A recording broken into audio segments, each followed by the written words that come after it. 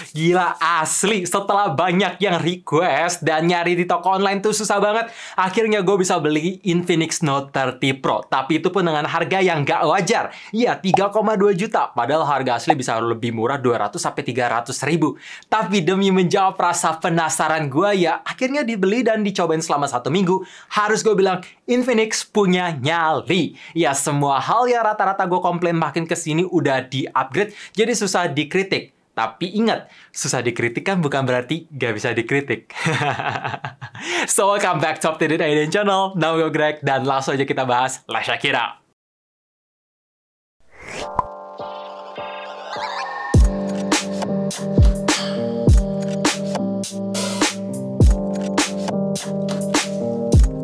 Hal pertama banget yang berasa di-upgrade itu ada di bagian kotak penjualan. Ya, di awal-awal gue inget banget pas nge-review HP Infinix, semua aksesoris dicampur jadi satu kayak es campur.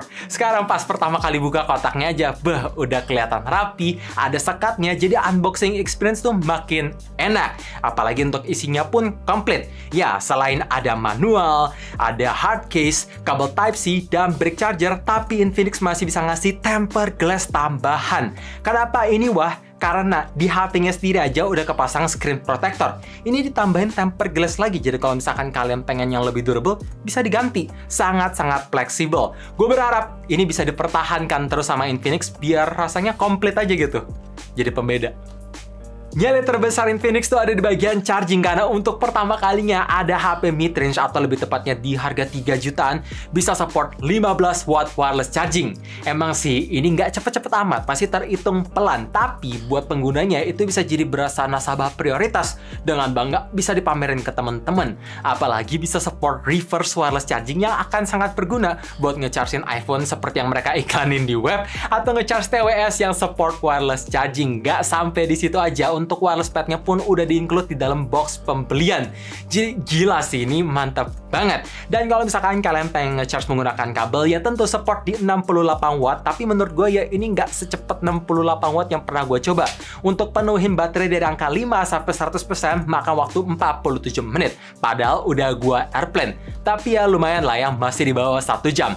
Sedangkan untuk kapasitas baterai 5000 mAh-nya ketika gue main Genshin Impact, sedikit Mobile Legends, nonton YouTube, dan scrolling Instagram menggunakan koneksinya selular data, refresh rate 120 Hz, brightness-nya di set setengah, volume speaker 20%, masih bisa dapat screen on time 8 jam lebih dalam sekali ngecharge dengan standby-nya tuh sampai 22 jam. Menurut gue ya standar lah ya, tapi gimana menurut kalian? Coba komen di bawah. Terutama wireless charging-nya. Komen gimana? Apakah kalian akan sering pakai fitur yang satu ini? Desain body di HP ini menurut gue ya biasa aja sih, nggak ada spesial-spesialnya. Tapi makin kesini gue ngeliat Infinix makin punya ciri khas. Frame kameranya besar, lensa-lensanya besar, ada finishing glossy, dan untuk warna goldnya ini bisa bersaing sih sama BBK Group. Ketika kena pantulan cahaya, pantulan gradasinya itu banyak banget jadi eye-catching.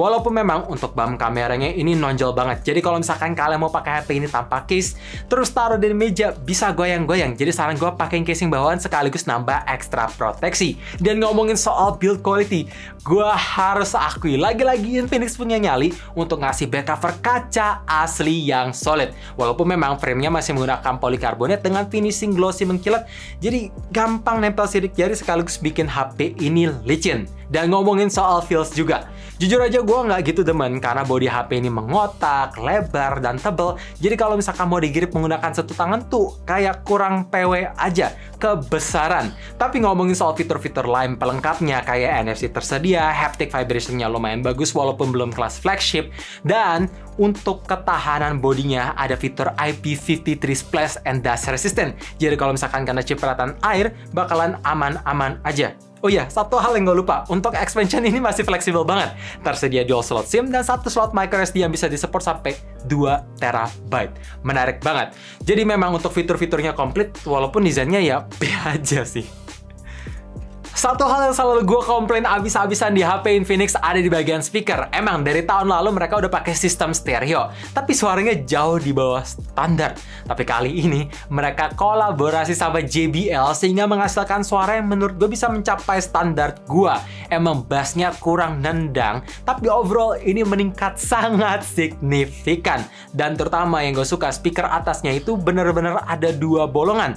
Jadi kalau misalkan ketika kita pegang landscape kayak gini, gak akan nutupin suaranya, jadi nggak mendem karena keluar di bagian earpiece juga. Dan untuk port jack 3.5 nggak dihilangin sama sekali, jadi bener-bener tinggal milih mau pakai speaker atau nyolok headset earphone kabel, masih aman. Dan ini langsung aja gue pasang, kualitas volume di 100%. Make sure pasang earphone ataupun headset supaya bisa dapet gambarannya kayak gimana.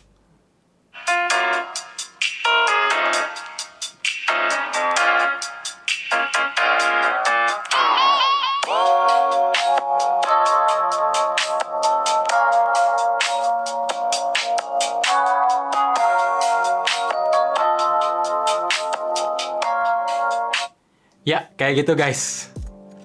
Layar HP ini tuh spesial nggak spesial? Ya memang desainnya masih menggunakan punch-hole seperti kebanyakan HP zaman sekarang. Tapi yang bikin spesial, bezel sekeliling kelihatan tipis dan spesifikasi yang ditawarkan juga gokil. Panelnya menggunakan AMOLED, campuran refresh rate 120Hz, resolusi Full HD+, brightness 900 nits, dan support 10-bit DCI-P3 100%. Sehingga warna layarnya itu bagus dan cerah. Tapi yang bikin nggak spesial, dalam segi touch responsitivity menurut gue ini masih kurang bisa ngebaca sentuhan kecil. Contohnya, ketika gue nge-scroll atas bawah bener-bener kayak di kusat-kusat doang, itu nggak kebaca, padahal HP-HP yang di harga sama bisa ngebaca. Jadi ini bukan delay. Dan kalau kalian tanya apakah ngeganggu, well, ketika lagi main di Mobile Legends ngumpet di semak-semak biar nggak kebaca AFK, gue kan mesti gelakin analog ya. Ini sih ya kehambat dan berasa. Gue berharap bisa diimprove lewat software update biar lebih responsif. Dan satu lagi, untuk fitur always on display cuma bisa nyala beberapa saat aja, walaupun ya bisa kalian custom sesuai preferensi. Tapi again, nggak bisa nyala selalu. Performa di HP ini mengandalkan chipset Helio G99 yang sangat-sangat berjamur alias udah banyak yang pakai. Jujur di awal ekspektasi gue tuh agak kelebihan sedikit, berharap HP ini menggunakan Dimensity 920 yang support 5G. Cuman ya udahlah ya, Helio G99 mentoknya di 4G, ya udah. Dan ngomongin soal performance, harus gue akui kolaborasi antara Infinix dan MLBB tuh nggak sebatas di kotak penjualan, tapi dalam segi refresh rate bisa kebuka super dengan grafik ultra yang sangat playable. Walaupun ya di lobby buka menu sana sini ada animasi ndet-ndet sedikit, tapi itu nggak ngeganggu performance ketika main lancar-lancar jaya di 90 fps. Dan untuk game kedua, Genshin Impact, ketika gue push ke low plus 60 fps, 10 menit di awal bisa berjalan dengan baik, tapi begitu suhu udah mulai panas, ya bakalan sering banget berasa frame drop dan itu cukup signifikan. Jadi saran gue, misalkan kalian pengen main game berjam-jam, mainlah di settingan low plus 30 fps biar lebih optimal. Dan untuk game mode, ada banyak banget yang meningkat, tapi ada 2 hal aja yang menarik perhatian gue. Pertama, kalau misalkan kalian pengen main sambil ngecharge, bisa aktifin fitur bypass charging sehingga kalian tidak merusak ketahanan baterai atau kesehatan baterainya, sekaligus gak bikin HP ini panas karena daya yang dialirin langsung ke motherboard. Dan kedua, kalian bisa mapping gesture per game atau per aplikasi. Jadinya kalau misalkan mau main PUBG, tombol volume up-nya itu bisa gue pakai sebagai tombol tembak. Jadi berasa gaming phone. Padahal ini HP bukan gaming. Gila juga ya. Menarik. Ngomongin soal kamera belakang, untuk lensa utama support di 108 megapiksel yang besar banget. Tapi sayang, untuk kedua lensa lainnya itu gimmick atau pelengkap, yaitu lensa depth sensor dan macro lens yang jarang banget sih dipakai. Karena bener-bener cuma pelengkap biar kelihatan banyak-banyakan doang. Alias lensa ultrawide tidak tersedia di HP ini, jadi sangat deal breaker.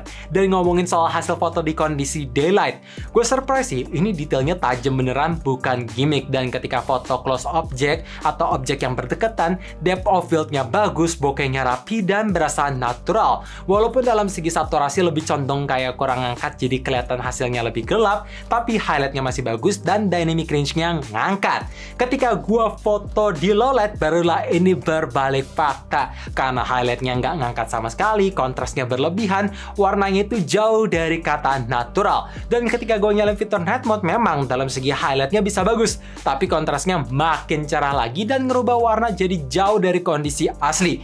Ya, menurut gua, low light ini masih jauh perlu diimprove biar lebih konsisten antara warna daylight dan low lightnya. Walaupun ya ada beda cahaya, tapi minimal jangan sejomplang inilah ya. Kontrasnya berlebihan, saturasinya berlebihan, highlightnya mati banget. Diimprove jadi wajib.